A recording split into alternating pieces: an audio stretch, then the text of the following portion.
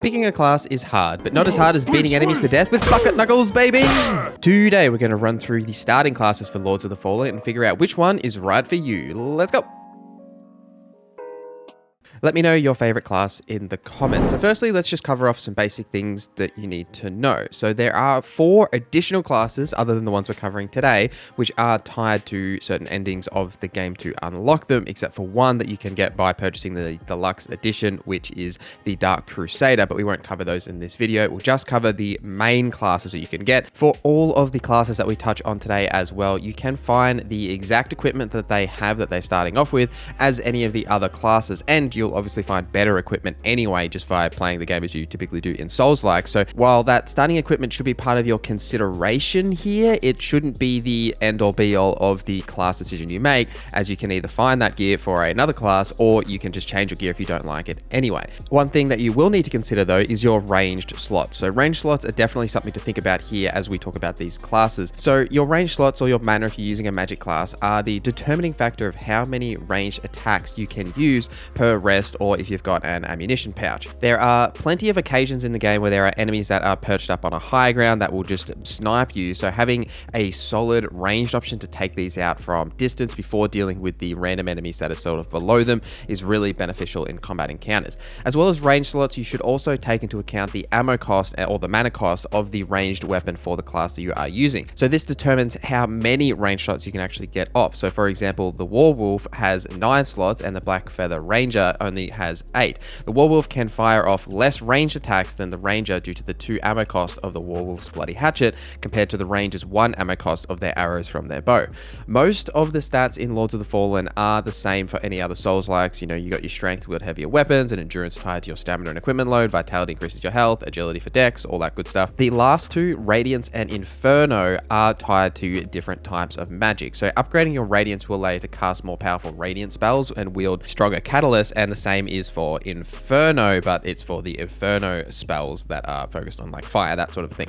Keep in mind as well that the starting stats cannot be respec'd lower than what they start out as well. So if you do respec later on, you won't be able to bring your stats lower than whatever these starting stats are. So it's important to think about this from like a min-maxing perspective. But that's enough preamble. Let's start with the Hallowed Knight. Now the Hallowed Knight starts at level 10 with 12 strength, 8 agility, 15 endurance, 11 vitality, 9 radiance, and 8 inferno. This is a pretty solid, let's say, jack of all trades sort of class that you want to start out of. It's that typical sort of soldier build that's in, you know, basically every Souls game, really, that you start out with, that's not really excelling in any one thing, but it's got some solid gear with the Hallowed Knight sword and shield and the Hallowed Knight armor set, as well as a grenade as your ranged weapon that you can throw that will consume a lot of those ranged slots. So the Hallowed Knight sword here scales with strength and agility and has 82 attack power from the start. It actually comes with a decent shield compared to some of the other classes as well. It has almost half block protection on most effects, so if you're looking to, say, defend yourself and like chip away in that regard, it's pretty good. But the grenade is okay, but it does have a high amount of range slots, and it's, you know, it is a throwable in that way. It's a little different to some of the other ranged weapons, so it's not the strongest thing that you'll lean on here. You're really focusing on sort of like a sword and board general setup with some really good armor with the Hallowed Knight armor set for some good defense.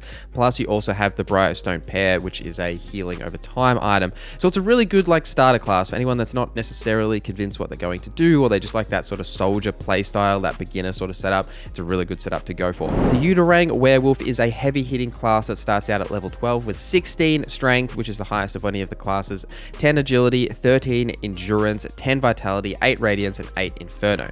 Now this class is a DPS class focused on using those heavy, big, brooding weapons because of that high strength setup. So obviously here you probably will want to be more of a tanky class. You'll definitely want to invest more in vitality than you do start with, but because of that high strength cost, you'll be swinging those big heavy weapons around. The Warwolf starts with a Udirangr Warwolf sword, which has 135 attack power and it's all physical damage, and it provides pretty low block protection, so you won't really be blocking much with this class. Instead, you'll be dodging and rolling away from attacks that are coming towards you and then swinging this weapon back. So there isn't really any reason why you shouldn't be two-handing this weapon. It's that big sort of two-hand setup that you'll typically go for in some of these games. And for the ranged weapons, the werewolf comes with a bloody hatchet, which is really good and does massive amounts of damage. So you can absolutely use this as a ranged weapon to sort of whittle out packs of enemies and hit enemies on the far ground before you actually have to worry about anything that's sort of too close to you. The werewolf's armor is mostly comprised of light armor because of its legs armor, and the trousers are medium armor. I'm sure this is like a encumbrance balancing thing, so you're not like, you know, heavy rolling at the start of the game, but the consumable that comes with 2 charges of minor fire salts will imbue your weapon as well with fire, which can be good for dealing with some of those tricky enemies if you want a little bit extra damage as well. But this class is definitely solid, but it is a bit of a harder playstyle because you won't have that protection from a shield. You'll be rolling a lot and you'll be having a slower attack animations than some of the other classes. The Partisan is next. This is a level 12 class starting out with 13 strength, 12 agility, 12 endurance, 12 vitality, 8 radiance, and 8 inferno. This is very similar to the Hallowed Knight in a way, but its stats are a little bit more evenly spread. So again, it's a bit of a jack of all trades, but you've got that freedom to sort of play how you like. So the starting equipment here is definitely not as good as the Hallowed Knight, and a lot of the weapons here are very similar stats to the Hallowed Knight. The Partisan Flail does slightly less damage than the Hallowed Knight sword with the attack power of 80 and scaling with the D strength and D agility. It is lighter though as well compared to the Hallowed Knight sword, but the Partisan shield also is a little bit less effective, again, with most of its resistances compared to the Hallowed Knight sword. So the Partisan's crossbow here is the real reason that you'll pick this class in terms of, you know, the rest of the kit not being as strong. So the crossbow is quite good. With a much better attack power, you've got more ranged options than the Hallowed Knight because you can pick enemies off with this crossbow from distance while still dealing a solid amount of damage that you can with it. Now, it's mostly medium armor here, which isn't as effective as the Knight's like heavy armor set that you have as the Hallowed Knight. The consumable item that they come with is a class 3 unripe berries, which increases stamina regen. Well, the starting kit here isn't as effective as some of the other classes. What really benefits is definitely the crossbow for one, but also the slightly lower level and the very clean stat spread that you can, you know, respec if you want to, and either go into the agility line or the strength line, and while having a solid amount of endurance for stamina and vitality for health to really start off. It's definitely a good option for beginners, but it's probably not like the best option that you could pick. The Mournstead Infantry is the first of our agility-based classes. Starting out at level 12, you have 12 strength, 14 agility, 12 endurance, 11 vitality, and 8 radiance and inferno. The Mournstead Infantry starting gear is perfect for a sort of a semi-ranged setup, being able to jump in and out of combat at will with the Mournstead Spear. Now, it doesn't have the highest amount of damage, only at 95 initially, but because it attacks in that straight line with a really good reach, because it is a spear weapon, you'll be able to attack enemies from distance because of that reach, so you can sort of stay away from bosses and enemies while poking at them from a distance. You also come with a shield, which is a decent enough sort of protection to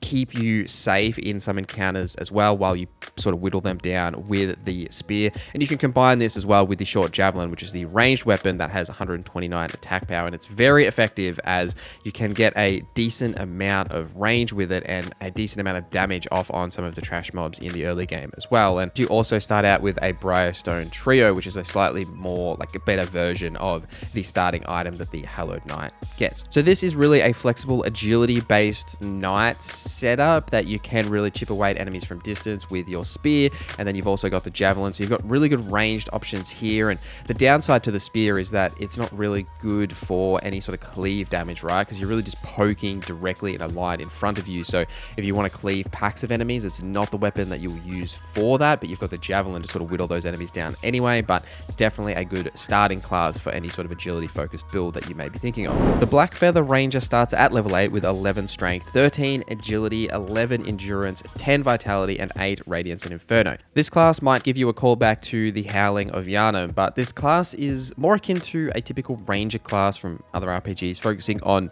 bows and arrows, you know, being that this is the only starting class that has a bow, and the bow is the really unique part of this kit. It's also worth noting that this might be a little bit more of an advanced class, but also it starts out at a very low level, being level 8, so you've got plenty of room to develop this class in different ways, and being an agility focused class if you're sort of trying to min-max in that way.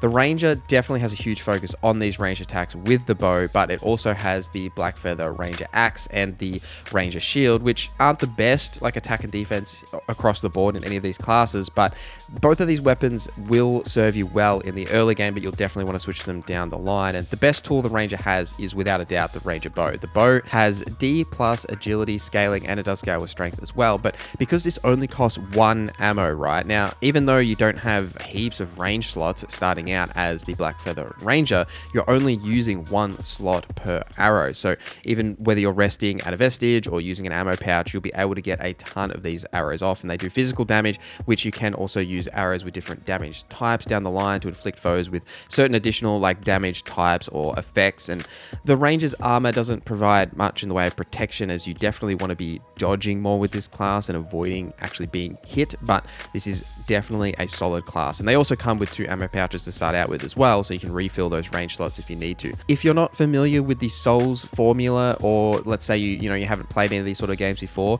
this isn't the class that I would necessarily pick up first, because it is a little bit more complex and how it leans more into that range system, which is a little bit unique for Lords of the Fallen and the range slots and how that works. Plus, not having the best defense with its light armor and only having a sort of okay axe and shield. But an experienced player will see great success with this class, knowing exactly where they're going to put those stats and what weapons they're going to use because of that lower level, being able to min-max a little bit more while still being able to start out with a very solid kit. But honestly, you can pick this class and just say, hey, forget about those stats, I'm about the fashion souls. The Exiled Stalker gives me warrior vibes from Elden Ring, and it's actually a really fun class. So this starts at level 10 with 9 strength, but 16 agility, so very high agility, 11 endurance, and 11 vitality, and 8 radiance and inferno. The Stalker's main focus is, I guess like I mentioned with the warrior with Elden Ring, the main focus on here is dual wielding these daggers and attacking very quickly with like these quick sort of attacks and dodging a lot, like preventing those attacks from coming towards you. It is definitely sort of that archetype of that warrior in Elden Ring. And similarly in that way, as you get sort of weapons that focus on status effects, these dual wielding attacks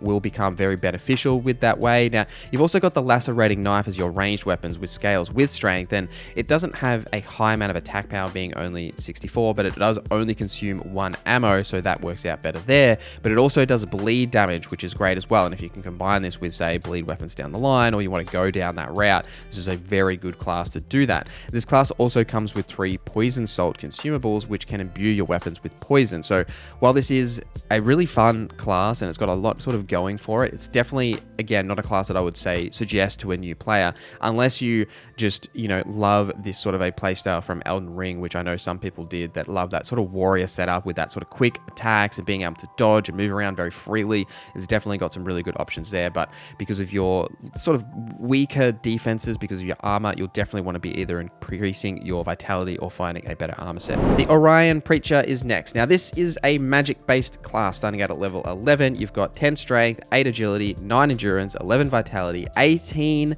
radiance, and 8 inferno. So we finally come to these actual magic classes that are using radius and inferno, which we mentioned a long time ago in this video. But essentially here, this is a very similar, maybe like a paladin setup, let's say, wielding strength-based weapons and very like heavy sort of weapons, but the main focus is on that radiant magic. So if you want to be using magic and developing into that sort of radiance like spell line, this is definitely the class that you want to pick up. And it's very similar to, like, say, those strength and faith builds from Elden Ring. It's got those similar sort of vibes in that way. The Preacher comes with a hammer that has the attack power of 100, but it also deals physical and holy damage, and it scales with D- strength and C- radiance, and this can be two-handed as well. And it's got a pretty swift attack animations for a sort of a heavy weapon. Now, you do also come with a shield, which is sort of okay, but it'll do its job, but you probably want something that's a little more capable if you're planning to actually block attacks with a shield, though with this setup, I'd probably just be rocking the hammer.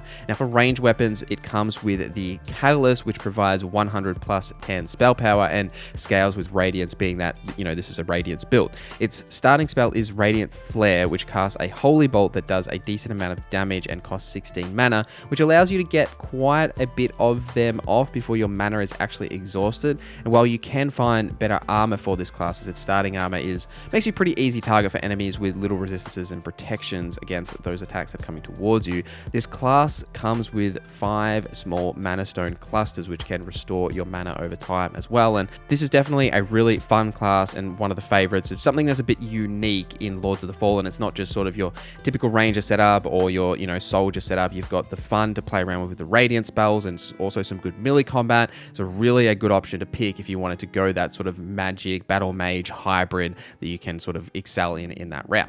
Next is the Pyric Cultist. Now, the Pyric Cultist starts at level 10 with 9 strength, 8 agility, 11 endurance, 9 vitality, 9 radiance, and 18 Inferno. So this is the Inferno version, similar to how the Preacher is the Radiance version. This class deals very heavily into a specific type of magic, but it's much less flexible than the Preacher, and definitely a harder class, because you've not only got a lower amount of stats across the board, basically your only stat that you've really got is Inferno. So for starting gear here, the Cultist comes with the Pyric Cultist Staff, which has 95 attack power and comes with physical and fire damage, and it scales with E strength and C minus Inferno, because Inferno is our main kit here. Now, this class also doesn't have a shield or really any other weapon that you can use, and you'll probably want to find that if you do want to go that route. But in most cases, going on the offensive and then dodging away from attacks is what you'll be doing with this class. And I did find that this staff does have a very wide attack area, so you can sort of cleave enemies in that way as well, and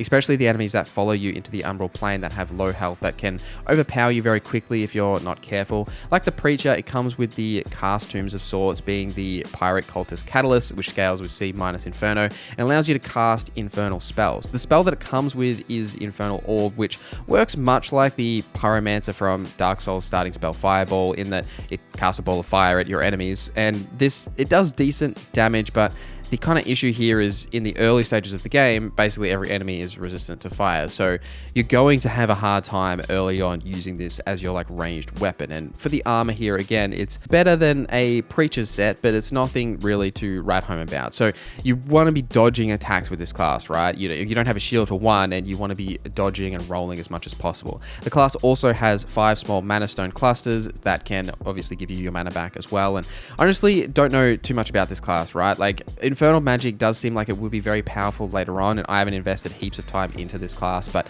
it is a hard class to start at the beginning of the game because of all the resistances to fire magic or fire damage at the start of the game. But I'm curious to know what you guys think of this class in the comments. And our last class is the best class in the game, the Condemned. Now, this starts at level 1 with 9 across the board in all of your stats. Now, if you've played any Souls games, right, this is your Wretch. This is like your, challenge class that you start out at level 1 with, like, basically no weapons and nothing and no armor, and you just sort of figure it out from there.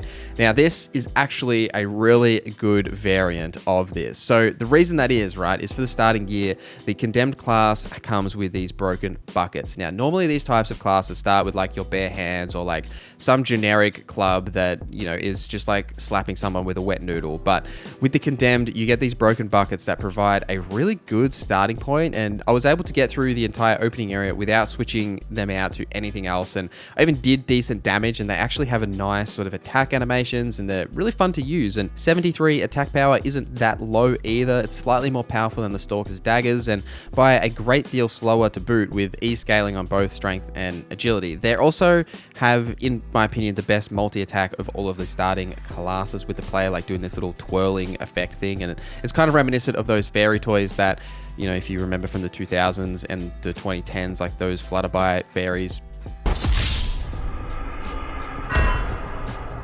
The downside for this class and all the classes like it is that the starting equipment is basically non-existent, and the throwable here is a rock, which is, very low damage, and, don't have much armor either. And for consumables, you also get nothing. That's right, absolutely nothing, for just 8 easy payments of 1,000 figures, so order now. Surprisingly low, this class is actually fun, and these sort of Wretch, like starting at level 1, are definitely not a class I recommend to beginners, right? This is a challenge mode, essentially, but the buckets are actually really good, and if you wanted to pick this class up, I think you'll still have a fun time. But let me know what class you are picking in the comments down below, guys. Thank you guys for watching this video till the end. Thank you to our members for supporting the channel. My name is Norza, and I hope you have a great day.